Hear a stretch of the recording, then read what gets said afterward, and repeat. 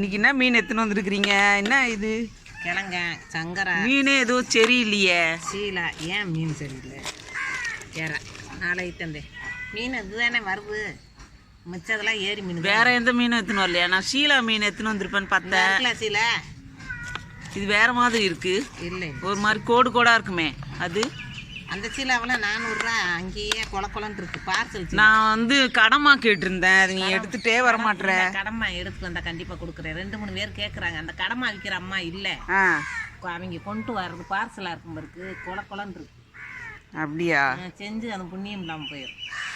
எனக்கு தோன்றிருக்கு நல்லா இருக்கணும்ல. வேற என்ன கவலை?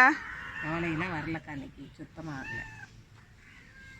சரி, எறா போடுங்க. எறா எவ்வளோ? 300 ரூபான்னு வாங்கிக்கிங்க. 320 ரூபா உடணும்.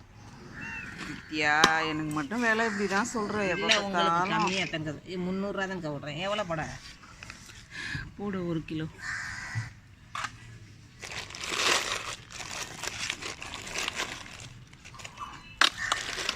இது இந்த சீலையில் இந்த சீலை அப்படி கரும்பா இருக்கு. கரும்பா இருக்கா? கிழங்கா மீன் அதுக்கு மேலே இருக்கு. இந்த கிழங்கா மீன்லாம் நான் வாங்கினதே இல்லை. ஆனால் நல்லா இருக்குமா? சூப்பராக இருக்கும். 250 ரூபா தான் வைக்கல. சீலா நல்லா இருக்குது. சங்கரா பொடிசாக இருக்குது. அவ்வளோதான்.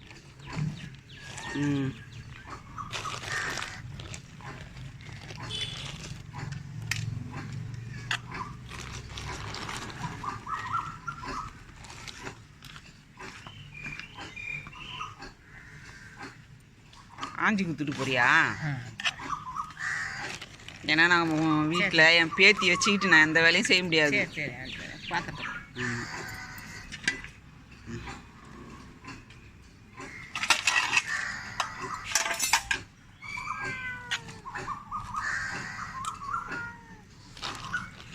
இந்த கலங்கா ஒரு 1/2 கிலோ போட்டுரு.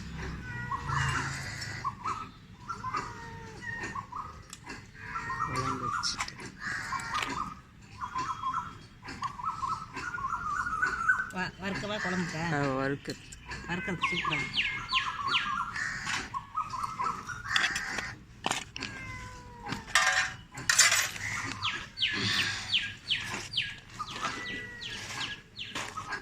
எவ்வளோ ஆச்சு?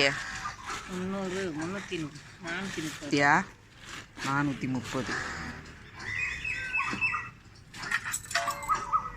ரேட்டு பயங்கரமாக இருக்குது. ஏன்னா கம்மியாக தானே போட்டிருக்கேன். 350 ரூபா போடணும். 320 ரூபான்னு போடணும். நான் கம்மியாக தானே போட்டிருக்கேன்.